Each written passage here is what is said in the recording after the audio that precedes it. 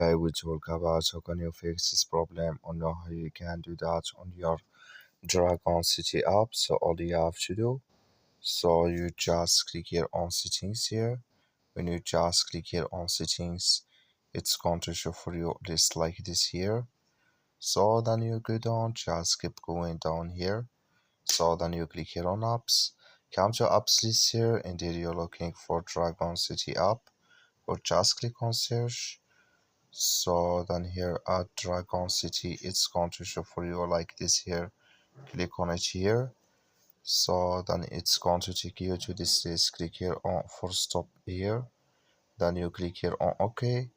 Then you go down, just click on storage. Come to storage list here. Just click on clear cache. Then all you have to do, so you just go to your Play Store, click on it here. When you click here on Play Store, it's going to take you to this list. In here you're looking for Dragon City, it's going to show for you like this. We'll find here, if this click on it, and it's going to work with you. That's all you have to do. Thank you for watching. Don't forget to support us by liking,